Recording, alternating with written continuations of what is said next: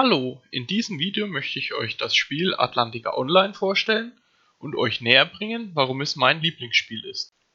Atlantica Online ist eines der wenigen rundenbasierten MMORPGs, welches außerdem noch Free-to-Play ist und zahlreiche einzigartige Features besitzt. Als erstes wäre da natürlich das Kampfsystem. In rundenbasierten Kämpfen tritt man mit bis zu 9 eigenen Charakteren, davon ist einer der Hauptcharakter und 8 jederzeit austauschbare Söldner, gegen gegnerische Monster oder Spieler an. Hier seht ihr gerade, wie sich mein Team gegen eine sehr hochstufige Monstergruppe behauptet. Seht da verschiedene Zauber und Angriffe, die ich anwende, und auch schon wie meine Charaktere den Gegner looten. Hier gibt es natürlich eine Vielzahl von taktischen Möglichkeiten und natürlich seht ihr auch unter anderem das normale Standardinterface des Spiels.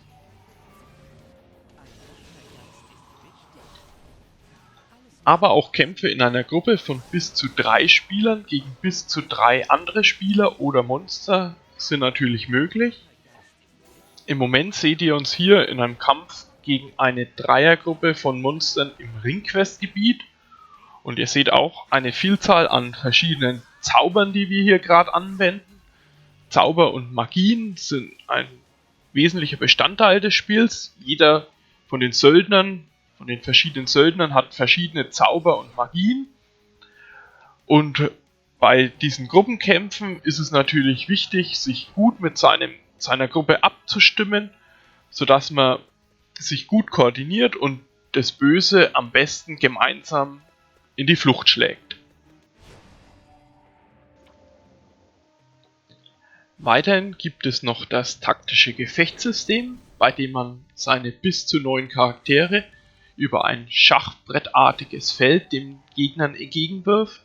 Auch hier kommt es natürlich auf gute Ausrüstung, die richtigen Söldner und viel taktisches Verständnis an.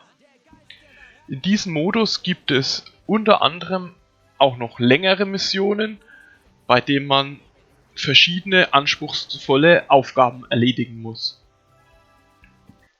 Außerdem gibt es bei Atlantica eine riesige Vielfalt an Charakteren, Items und anderen Individualisierungsmöglichkeiten.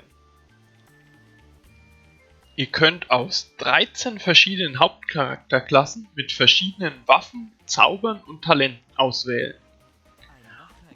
Aber in Atlantica ist euer Hauptcharakter nicht das einzige. Mindestens genauso wichtig sind die Söldner, die an der Seite eures Hauptcharakters kämpfen. Aus aktuell 77 verschiedenen Söldnern könnt ihr individuell euer Team zusammenstellen, sodass eigentlich nie ein Team dem anderen gleicht. Im aktuellen Clip habe ich euch hier die Söldner aus dem Söldnerbuch gezeigt und jetzt hier auch noch mal mit den Porträtbildern im AOA-Menü. Aber verschiedene Charaktere sind nicht das einzige, von dem es in Atlantica viel gibt. Im Spiel gibt es über 10.000 verschiedene Items, unter anderem sind es Ausrüstungsgegenstände, Vorräte, Schatullen, Bücher, Schriftrollen und Questgegenstände. Dies führt mich direkt zu meinem nächsten Punkt. Diese vielfältigen Items könnt ihr bis auf die Questgegenstände in einem umfassenden Wirtschaftssystem mit anderen Spielern handeln. In diesem kurzen Clip zeige ich euch den serverübergreifenden Markt. Hier könnt ihr ganz leicht Gegenstände, die ihr nicht mehr braucht, loswerden. In dem Fall verkaufe ich gerade ein paar Ausrüstungskisten der Dämmerung. Das sind hochwertige Ausrüstungskisten. Und natürlich könnt ihr auch Items ganz leicht vom Markt kaufen. Jetzt seht ihr gerade, wie ich für meine Schützen ein paar hochwertige Patronen erwerbe. Außerdem könnt ihr natürlich auch noch Items über das Auktionshaus, den persönlichen Handel oder per Post tauschen. Das seht ihr jetzt aber gerade nicht hier im Video. Bei so vielen verschiedenen Items bietet sich's natürlich an. Atlantica hat auch ein riesiges Craft-System, in dem ihr Dinge herstellen könnt. Auch die könnt ihr natürlich, um zum Thema vorher zu kommen, verkaufen oder kaufen. Insgesamt gibt es 41 verschiedene Handwerksfertigkeiten mit über 1000 verschiedenen craftbaren Items. In diesem kurzen Clip zeige ich euch, welche verschiedenen Fertigkeiten es so gibt und welche Items man so alles craften kann und stelle auch ein Item her.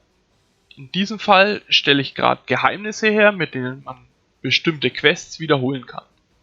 Natürlich braucht man dafür ausreichend Materialien im Inventar und kann dann mit einigen Kämpfen diese herstellen oder sie auch übers Gildenhandwerk herstellen lassen. Und das bringt mich auch schon zu meinem nächsten Punkt. Es gibt außerdem zahlreiche Möglichkeiten des Gruppenspiels in Atlantica Online. Hier seht ihr eine Szene aus einem Gilden-Dungeon, den man mit bis zu 100 Leuten betreten kann. Es gibt aber auch andere Aktivitäten für 3 Spieler, 15, 50 oder auch bis zu 1000 Spieler. Also für Abwechslung ist auf jeden Fall gesorgt. Aber nicht nur mit Monstern kann man sich in Atlantica Online messen. Auch der Wettstreit mit anderen Spielern bietet Abwechslung. Im 1 gegen 1 kann man in unterschiedlichen Ligen mit verschiedenen Regeln, was die Ausrüstung betrifft, mit anderen Spielern kämpfen oder auch in der Arena, bei der man sogar die Söldner frei auswählen kann. Einmal wöchentlich findet sogar ein serverübergreifendes Turnier statt, bei dem alle Spieler um den Titel des besten Atlantikaners kämpfen. Hier seht ihr aktuell einen Kampf in der freien Liga, in der neben guter Ausrüstung und guten Söldnern vor allem taktisches Können gefragt sind. Nicht freiwilliges PvP ist in Atlantica Online stark eingeschränkt. Trotzdem kann es sogar zu einem Krieg zwischen verfeindeten Nationen kommen, bei dem die Gilden und Nationen um die Herrschaft verschiedener Städte buhlen, die sie dann verwalten können. Aber auch Gruppen-PvP findet in Atlantica Online statt, wie hier auf dem PvP-Schlachtfeld, was eine Art Capture the Flag in Atlantica darstellt. Außerdem findet wöchentlich ein Kampf Server gegen Server statt. Dabei treten die jeweils 50 besten Spieler gegeneinander bei der Schlacht um den Magieturm an, bei dem es neben guten persönlichen Belohnungen auch um Buffs für alle Spieler geht, welche auf dem eigenen Server spielen. Außerdem hat Atlantica Online noch ein Haussystem, das ihr sowohl dekorieren als auch spielfördernd für eure eigenen Zwecke nutzen könnt. Hier seht ihr, wie ich gerade eine Haustour durch eine wunderschön eingerichtete Villa mache. Neben der individuell eingerichteten Dekoration kann man diese auch für Feste, zur Handwerksförderung oder zum Ausruhen benutzen.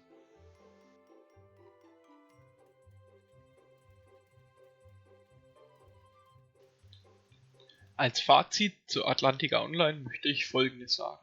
Die Nachteile vom Spiel sind die überwältigende Anzahl an Möglichkeiten, kann neue Spieler am Anfang eben erdrücken. Der Item-Shop fördert das Pay-to-Win-Prinzip und die Grafik ist nicht mehr ganz auf dem neuesten Stand. Andererseits führen die extrem vielen Möglichkeiten zu großer Abwechslung und Individualisierung.